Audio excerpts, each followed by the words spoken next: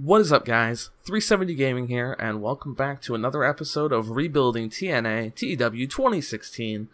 And as you can tell, we're opening Impact with quite a different little segment here, 370Gaming breaking the fourth wall. I have a lot to address about this series, and so if you'll just bear with me for a minute. I mean, I guess you can just skip ahead and just kind of go into the rest of the show, but that's a whole other thing. So we're just going to get into it right now. First off, I want to apologize for not getting these videos up. I have many reasons for it, but I won't go into all of them. I just want to explain why this series in particular is not getting the time it deserves, basically. So, back a few episodes ago, when I renegotiated the contract for, I think it was Spike. Did I go back to Spike TV? It might have been another company, but I got TNA back on some kind of major TV. And when I did that, I had to renegotiate down to like an hour, hour and a half for TV.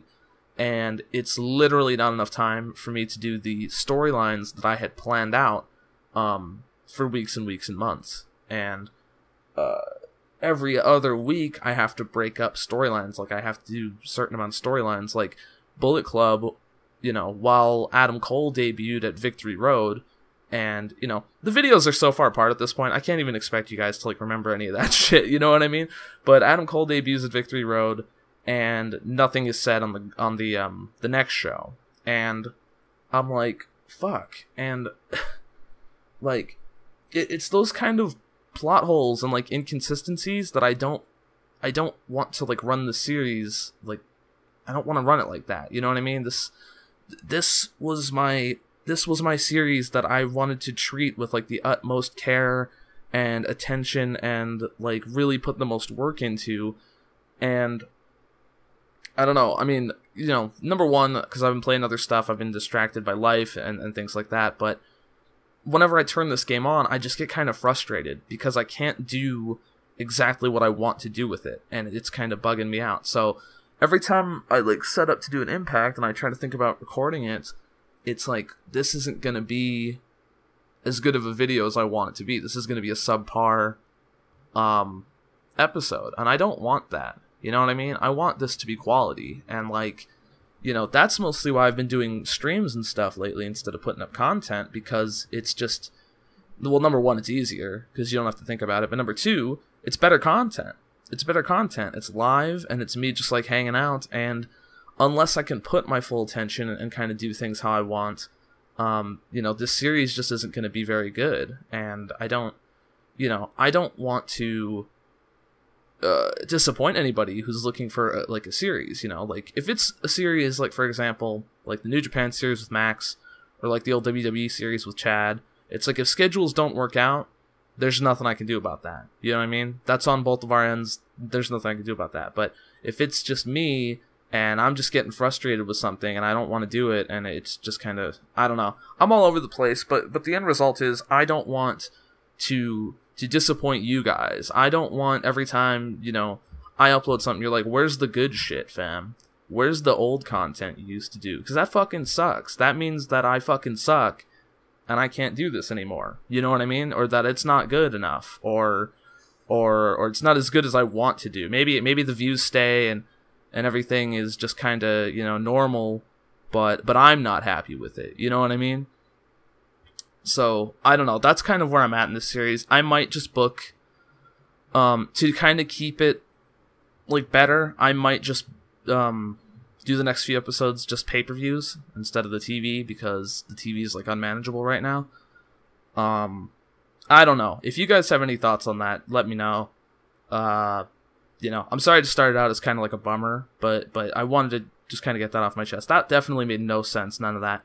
But I guess the end result is I'm just frustrated, and you know, with myself and with this series, and just kind of, you know, how my channel goes, and balancing out what I can do, what I'm able to do, what I want to do, and what you guys want. You understand what I'm saying? So I don't know. Let's get into the show, man. I'm gonna, you know, I did what I could. There's not too much time on the show. The Young Bucks open up the show. By the way, did I even mention the Hardys? I recorded the intro like 100 times. The Hardys were in Omega, and I couldn't book them for the show, and I just, like, that was my whole angle for the show, was the celebration, and I'm like, fuck. The Young Bucks come out with Adam Page. Matt picks up the mic. He says, so at Victory Road, we didn't capture the tag team titles, okay? But we're so over already, you know, we don't really need those belts. You know what I mean? We're selling shirts at Hot Topic. I mean, come on. You know, Nick is, yeah, we've won every major tag team title. We sell more shirts than half the Fed's roster. You know what I mean? I mean, if anything, TNA really needs us to hold those belts more than we need the belts. You know, just for the popularity and for the prestige, you know? And Matt says, make no mistake, we're going to have them eventually.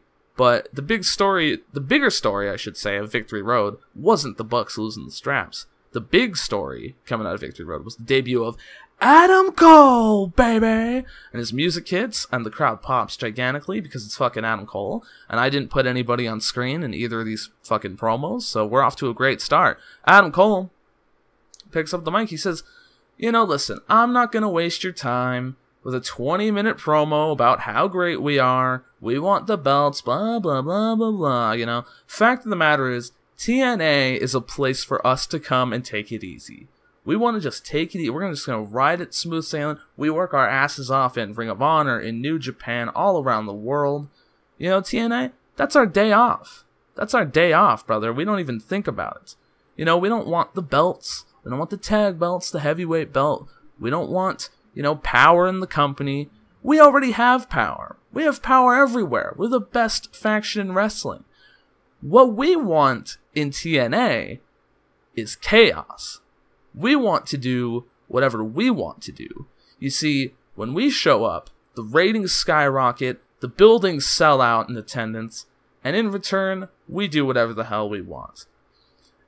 Adam Page, the Young Bucks, and Adam Cole, baby! Of course, the fans join in every time.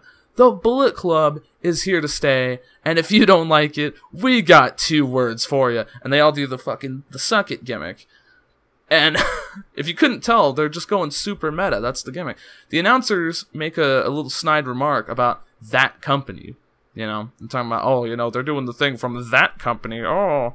And you could faintly hear, just like off the side, you know, like you just hear Jim Cornette just going, you fucking Young Bucks, fucking Bullet Club, god damn it. And on their way out, the Bucks super kick a cameraman or two, and Cole's just taking selfies. They don't give a shit. The fact is, they don't give a shit about TNA. That's the point here.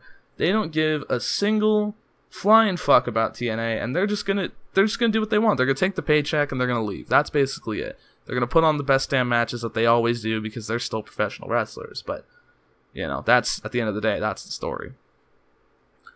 Leva Bates defeats Beth Phoenix in a 12.5 roughly after distraction from Veda Scott. So if you couldn't remember, or if, you know, I mean, obviously it was like 50 years ago when I uploaded the video, Beth Phoenix has a new #1 contender to the Women's Championship in Veda Scott. And Veda Scott was beaten down, so she was getting a measure of revenge here on Beth Phoenix by costing her, basically distracting her and costing her the match. There was a quick roll-up by Leva Bates. And, you know, Leva Bates, Beth Phoenix is doing good, though. She clearly deserves to be the champion. The debuting team, ladies and gentlemen. I've got a few people on the roster I still have to keep secret. But the debuting team of Gargano and Ciampa being let go by the Fed, brother. Defeat Matt Sydal and Ricochet in 14 minutes when Ciampa defeats Sydal with a Project Ciampa #1 as opposed to #2 or #3. Unless there are multiples, and I just don't fucking know. Gargano's like a main eventer, and Ciampa's like a mid-carder. I don't know what happened there, but they're doing good. They're doing good. Got the crowd buzzing. 78 stole the show. Jay Lethal and Bobby Roode have an even better match. My God, look at that. 16:50. Jay Lethal defeats Bobby Roode with a lethal injection. This match would have been, you know, made via promo if I had more time, but basically as a result of the fallout of last week, there was a #1 contender match for the NWA Championship, and Jay Lethal is now the #1 contender. So fantastic match there. That is great. And we have like a little face-off deal coming from that chaotic deal of Jay Lethal and Lashley against Beer Money. That's going to most likely be a tag match on the next show. In case I end up not recording that, just to let you know. Lashley's learning to show more charisma. Good job. Yeah, I mean, considering how I thought the rest of the show was going to go and all the last-minute shit I had to rewrite, I'm really not surprised. Bullet Club of Adam Cole, Matt Jackson, Nick Jackson, Adam Page defeat Team TNA with EC3, the Galloway, and the Wolves in 22 minutes when Adam Cole illegally used the ropes and pinned Davey Richards. Man, 71C plus, not too bad, but shouldn't have been the main event. Shouldn't have been the main event. Increased in 23 regions, 74 B-. That's a great show. I mean, I can't complain about that. I do thank you guys so much for watching. We can't go any further because there's a lot to possibly spoil, and I don't want to do that. So yeah, give me some comments about, you know, what I said earlier in the video.